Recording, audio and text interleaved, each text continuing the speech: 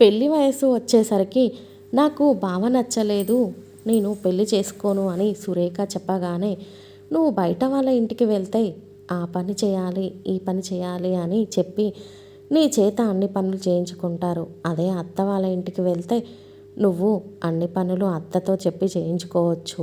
ఎప్పుడు కావాలి అంటే అప్పుడు ఇక్కడికి రావచ్చు. అక్కడ నీకు ఎవరు అడ్డు చెప్పేవారు, చెప్పి ఒప్పిస్తారు. అది నిజమే కదా అని సురేఖ పెళ్లి చేసుకుంది. పెళ్ళి అయిన దగ్గర నుంచి సురేఖ వంటగదిలోకి అడుగు పెట్టిందే లేదు. పొద్దున్నే లేచి ఇంటి పని, వంట పని అంతా శాంతమ్మే చూసుకుంటుంది.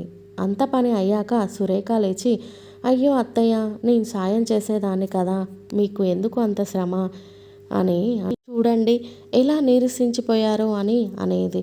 పర్వాలేదమ్మా, ఇందులో శ్రమేముంది, మన పని మనం చేసుకోవడంలో తప్పేముంది అనేది శాంతమ్మ. అత్తయ్య, నాకు మీ అబ్బాయికి మీ చేతి కాఫీ అంటే చాలా ఇష్టం. మీ అబ్బాయి అయితే మీ చేతి కాఫీ తాగకుండా ఏ పని చేయలేమని అంటూ ఉంటారు. పెళ్ళయి ఇన్ని సంవత్సరాలు అయ్యి కూడా నీకు మా అమ్మ చేతి కాఫీ రుచి రావడం లేదు అని నన్ను ఎప్పుడు తిడుతూ ఉంటాడు. ఆయన చెయ్యి లేచే టైం అయింది, కాఫీ కొంచెం పెడతారా అత్తయ్య అని చాలా గారాబంగా అడుగుతుంది. అన్ని పనులు చేయించేది అలాగే అమ్మ, పెడతాను అని చెప్పి వంటగదిలోకి వెళ్ళేసరికి, పిల్లలకు కూడా కొంచెం హార్లిక్స్ కలిపి ఇచ్చేయండి అత్తయ్య అని చెప్పి మళ్ళీ రూమ్లోకి వెళ్ళిపోతూ, సురేఖ పద్ధతి అర్థం కాని మరిది మొత్తం పెత్తనం అంతా మా అమ్మ చేతికే ఇచ్చింది. ఎంత మంచి కోడలు వచ్చింది మా అమ్మకు, చెప్పకుండా ఏం చెప్పకుండా మా వదిన ఒక్క పని కూడా చేయదు అత్తయ్య, అత్తయ్య అంటూ చుట్టూ తిరుగుతూ ఉంటుంది. ఏమి తినాలి అనిపిస్తున్న మా అమ్మనే అడుగుతుంది తప్ప తానంతట తాను ఏమీ తినదు. నాకు కూడా ఇలాంటి పద్ధతులు తెలిసిన అమ్మాయినే భార్యగా నువ్వు ఇవ్వు అని ఆ దేవుడిని తలుచుకుంటూ ఉంటాడు. భర్త మాత్రం అన్నీ తెలిసినా ఏమీ తెలియనట్టు ఉంటాడు. నెలాఖరున అమ్మకు ఒక చీర కొంటాడు, ఒక స్వీట్ బాక్స్ ఇస్తాడు. ఆ రోజే ప్రేమగా మాట్లాడుతాడు. మరునాడు వచ్చి, అమ్మ ఖర్చులు ఎక్కువగా ఉన్నాయి, కొంచెం నీ పెన్షన్ అమౌంట్ ఇస్తే కొన్ని రోజులు. సురేఖ కూడా ఇంటి ఖర్చు అంతా మరిదికే చెప్పి, కొంచెం ఆ డబ్బులు వాళ్ళకి ఇచ్చేయకూడదా జగదీష్ అని మళ్ళీ మనల్ని అంటూ ఉంటారు. టైంకి మీ అన్నయ్యకి కూడా లేరు, అడుగుదాము అంటే అని చెప్పి మరిది శాలరీ అంతా తీసేసుకుంటుంది. ఇవి అన్నీ శాంతమ్మ గమనిస్తూనే ఉంటుంది. లోపల బాధ, బరువు ఉన్న పైకి మాత్రం ఆనందంగానే కనిపిస్తుంది. మళ్ళీ ఇరుగు పొరుగు వాళ్ళకి లోకు అవ్వకూడదు కదా అని. ఇప్పుడు చిన్న కోడలు కూడా వచ్చింది. మరి చిన్న కోడలు ఏమైనా ఇంట్లో మార్పు తెస్తుందా లేదా? తోడి కోడలతో పాటు తను కూడా సై అంటుందా? చూడాలి మరి. చిన్న కోడలు సుమతి చాలా అనుకువతి, చక్కగా తెలివితేటలు గల అమ్మాయి. ఇంట్లోకి వచ్చిన 2 రోజులకే ఇంట్లో అందరూ ఎలాంటి వాళ్ళో అర్థమైంది. ఇల్లు ఇలా ఉండడానికి పెద్దావిడ ఇంకా కష్టపడుతుంది అంటే ఎవరు కారణమో అర్థమైంది. కానీ భర్త ఏమో, మా వదిన చాలా మంచిది, నువ్వు కూడా మా వదినని చూసి అన్నీ నేర్చుకో, నీకేమైనా ఇంటి పద్ధతులు అర్థం కాకపోయినా మా వదిన చక్కగా చెప్తుంది, నీకు ఏమి కావాలన్నా అమ్మ చేసి పెడుతుంది, నీ ఉద్యోగం నువ్వు ఆనందంగా సంతోషంగా చేసుకోవచ్చు, నీకు ఇక్కడ ఎవరు అడ్డు చెప్పరు, అలాగే నువ్వు కూడా ఇక్కడ ఎవరితో మర్యాద లేకుండా ప్రవర్తించకూడదు, ఎందుకంటే నువ్వు ఏమైనా చేసినా నీతో పాటు నా పరువు కూడా పోతుంది. జగదీష్ వాళ్ళ ఆవిడ ఇలా ఉంది ఏంటి అని అంటారు. ఇంతవరకు మా ఇంటికి చెడ్డ పేరు రాలేదు, ఇకపై కూడా రాకూడదు, నీ వల్ల అసలు రాకూడదు అని ఎప్పుడూ చెప్తూ ఉంటాడు. అలాగే 2 నెలలు గడిచిపోయాయి.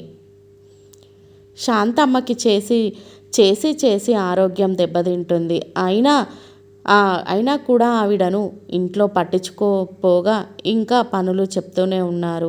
చేసే కొద్దీ ఇంకా పనులు పెరుగుతూనే ఉన్నాయి. కానీ ఒకరోజు సుమతి ఉద్యోగం నుంచి ఇంటికి వచ్చి కూర్చోగానే శాంతమ్మ వచ్చి, ఏంటమ్మా తీసుకురా నా టీ అని అడుగుతుంది.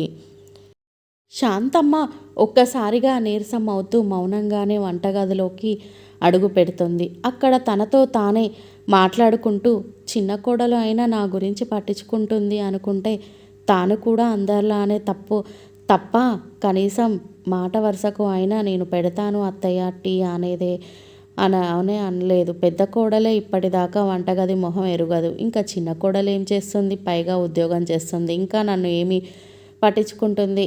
అయినా నా పిచ్చి కాకపోతే ఇంట్లో ఉన్న కోడలే నన్ను ఆరోగ్యం కోసం నన్ను అడగడు. బయట నుంచి వచ్చిన అమ్మాయి అడుగుతుందా?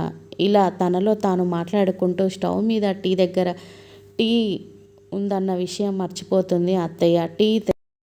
ఇంతసేపు అయినా తేలేదేంటి అని అనుకుంటూ సుమతి వంటగదిలోకి వచ్చి టీ పొంగుతున్న శాంతమ్మ పట్టించుకోకుండా తన ఆలోచనలో ఉండటాన్ని గమనించి స్టవ్ ఆఫ్ చేసి టీ గ్లాస్లో పోస్తూ ఏమి ఆలోచిస్తున్నారు అత్తయ్య అని అడుగుతుంది. సుమతి మాటలతో ఆ ఆలోచనల నుంచి తేరుకొని నువ్వు ఏంటమ్మా ఇలా వచ్చావు? నేను తెచ్చేదాన్ని కదా అని శాంతమ్మ అంటే ఎవరైతే ఏంటత్తయ్య అని పని అవ్వాలి కానీ అని టీ తాగుతూ ఇంకో గ్లాస్లో శాంతమ్మకి ఇస్తుంది. ఆ మాటకు ఒక చిరునవ్వు నవ్వుతూ బయటకు అడుగు పెడుతుంది. సుమతి ఆ చిరునవ్వు చూడగానే ఇంకా లాభం లేదు, మనమేంటో చూపించాల్సిందే అని అనుకుంటుంది.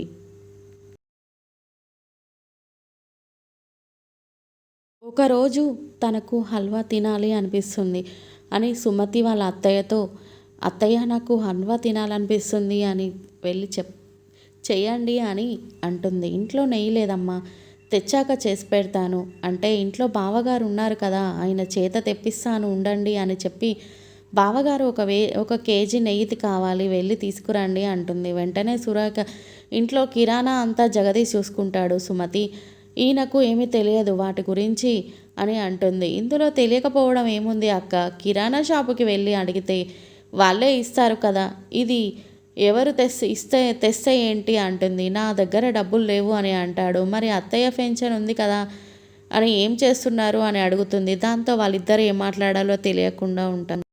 ఇంతలో జగదీష్ వస్తాడు.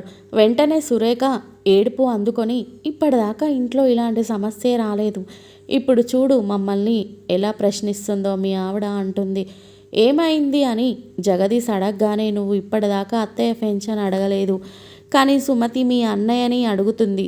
ఇలా తను అడిగితే బయట వాళ్ళు ఏమనుకుంటారు, మేము ఏదో తినేస్తున్నాం అనుకుంటారు అని ఏడుస్తుంది. నీకు ఏమైనా కావాలి అంటే నన్ను అడగాలి కానీ నీకు మా అమ్మ పెన్షన్ గురించి ఎందుకు అని జగదీష్ కోపంగా గదిలోకి వెళ్ళిపోతాడు. పదండి మనం ఎందుకు ఇంకా ఇక్కడ ఇంత మాట అనిపించుకున్నాక గదిలోకి పదండి అని భర్తను తీసుకొని వెళ్ళి తలుపు వేసింది. ఇది అంతా చూసి సుమతి ఒక నవ్వు నవ్వుకుంటూ తన పని తాను చేసుకుంటుంది. శాంతమ్మ మాత్రం అక్కడే కూర్చొని సుమతి వంటగదిలో అలా మాట్లాడగానే పొంగిపోయాను, కానీ తాను నా ఫంక్షన్ కోసం అలా మాట్లాడిందా, ఇంకా నా మీద ప్రేమతో అనుకున్నాను అని అనుకుంటుంది. ఎప్పటిలాగానే సుమతి ఆఫీస్కి వెళ్ళి వచ్చి ఇంట్లో బట్టలు అన్నీ ఒక బ్యాగులో సర్దుతుంది. అప్పుడు అటు వచ్చిన శాంతమ్మ అది చూసి ఏంటమ్మా బట్టలు సదురుతున్నావు, మీ అమ్మగారిని చూడాలనిపిస్తుందా, మీ పుట్టింటికి వెళ్తున్నావా, ముందే చెప్పి ఉంటే జంతికలు కారం మిర్చి చేసి ఇచ్చేదాన్ని కదా, ఎంచక్క మీ అమ్మగారు నాన్నగారు తినేవారు, పోనీలే బయటేమనే తీసుకొని వెళ్ళమ్మా, వాళ్ళకి నువ్వు తెచ్చావు అని ఒక సంతోషం ఉంటుంది, జాగ్రత్తగా వెళ్ళమ్మా, వెళ్ళాక ఫోన్ చేసి చెప్పు అని జాగ్రత్తలు చెప్తూ ఉంటుంది శాంతమ్మ. నేను మా పుట్టింటికి వెళ్ళడం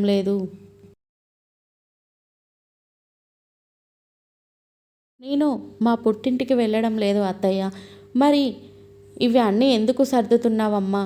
నాకు వేరే ఊరు ట్రాన్స్ఫర్ అయింది అత్తయ్య, రేపు ప్రయాణం, అందుకే సర్దుకున్నాను అని చెప్పి మళ్ళీ సర్దడం మొదలు పెడుతుంది. జగదీష్ వచ్చిన వెంటనే విషయం తెలిసి ఏంటి ఇప్పుడు ఇంత సడన్గా వెళ్ళడం అని అడుగుతాడు. నేను ఒక్కదాన్నే కాదు, నాతో పాటు మీరు కూడా అని వస్తున్నారు, మీవి కూడా సర్దాను, రేపు ప్రయాణం అని చెప్తుంది. నేను రాను అన్నాడు జగదీష్. ఎందుకు రారు సుమతి అంది. నేను మా అమ్మ లేకుండా ఉండలేను, అయితే అత్తయ్యని కూడా మనతో పాటు తీసుకెళ్దాము తీసుకొని వెళ్దాము అని అంటుంది. ఆ మాట విన్న సురేఖ వెంటనే కంగు తిని వెంటనే తేరుకొని, అత్తయ్య ఎలా వస్తారు? అత్తయ్య లేకుండా నేను ఉండలేను. అత్తయ్య నాతోటే ఉండాలి. సరే అక్కయ్య, అత్తయ్యని మీతోటే ఉంచుకోండి. కానీ ఇప్పుడు మీరు చూస్తే జీవితం అంతా ఇక్కడ మీరే చూడాలి.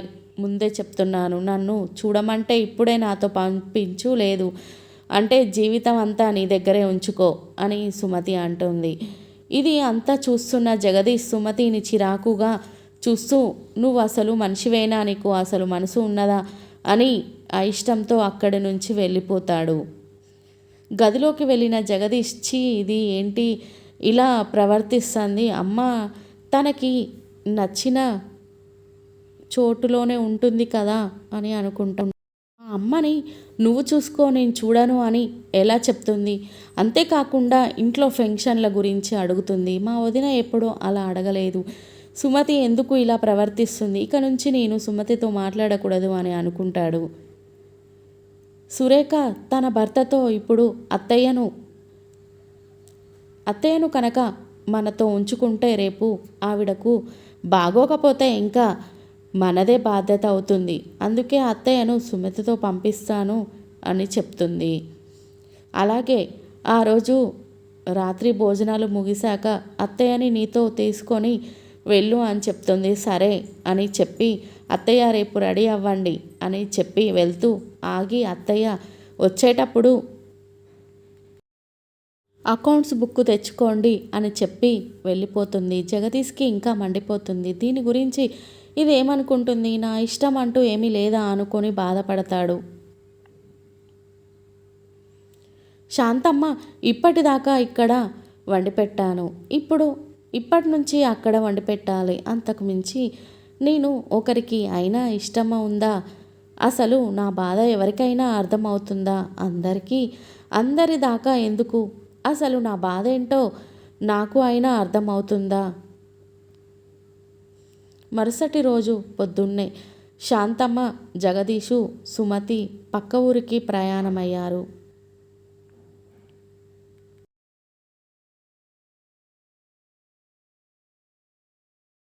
మరుసటి రోజు ఉదయాన్నే శాంతమ్మ, జగదీషు, సుమతి పక్క ఊరికి ప్రయాణమయ్యారు.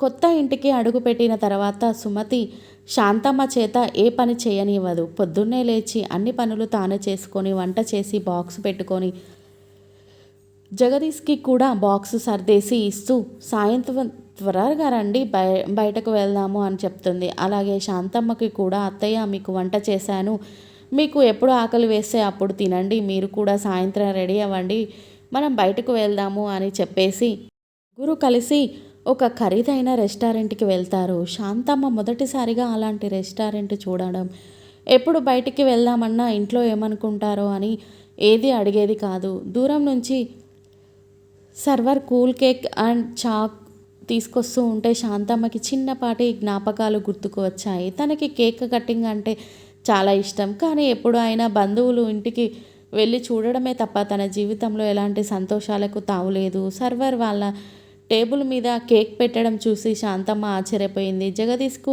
కూడా ఏమీ అర్థం కాక అలాగే చూస్తూ ఉన్నాడు. సుమతి వాళ్ళ ఇద్దరిని అలాగే చూస్తూ హ్యాపీ బర్త్డే అత్తయ్య అని నవ్వుతూ విష్ చేస్తుంది. శాంతమ్మ మళ్ళీ ఆశ్చర్యంగా నా పుట్టినరోజు గురించి. సుమతి తన బ్యాగులో ఉన్న పుస్తకం తీసి శాంతమ్మ చేతిలో పెడుతుంది. ఆ బుక్ చూసి శాంతమ్మ గత జ్ఞాపకాల్లోకి వెళ్తుంది. శాంతమ్మకి రోజు డైరీ రాసే అలవాటు ఉంది. తన ప్రపంచమంతా ఆ బుక్లోనే రాసుకొని ఆనందపడుతూ ఉంటుంది. తన బాధలని, సంతోషాలను అన్నీ ఆ బుక్కులోనే నెమరు వేసుకుంటూ ఉంటుంది. సురేఖ పెళ్ళి అయ్యాక ఈ బుక్ మీకు ఎందుకు అని ఆ బుక్కుని తీసుకొని స్టోర్ రూమ్లో పడేసింది. మళ్ళీ ఇన్నాళ్లకు ఆ బుక్ చూసి ఆనంద బాష్పాలతోని, ఇది నీకు ఎక్కడిది అమ్మా అని అడుగుతుంది. సుమతి నవ్వుతూ, నేను వచ్చిన 2 రోజులకే ఆ బుక్ చూశాను అత్తయ్య, మీతో చేయించుకొని తినడానికే కాదు అత్తయ్య, నాకు వచ్చిన వంటలు మీకు రుచి చేసి చూపించడానికి, నా ప్రేమ అంతా మీకు చూపిద్దాము అని తీసుకొచ్చాను అత్తయ్య. అక్కడ అక్కయ్య మిమ్మల్ని ఎలా చూస్తుందో రోజు నేను గమనిస్తూనే ఉన్నాను. ఈ రోజు నుంచి మీకు ఎలా నచ్చితే అలా ఉండండి, మీకు ఎవరు ఎదురు చెప్పరు అని నవ్వుతూ మరోసారి పుట్టినరోజు శుభాకాంక్షలు తెలుపుతుంది. శాంతమ్మ నవ్వుతూ చిన్న కోడల్ని దగ్గరికి తీసుకొని నుదుటి మీద ముద్దు పెట్టుకున్న నా చిన్న కోడలు ఎంత మంచి పిల్ల అనుకొని మురిసిపోతుంది. వాళ్ళు ఇద్దరిని అలా చూసి మొదటిసారి భార్యను గర్వంగా చూస్తూ తన వెనక అడుగు వేస్తుంటాడు.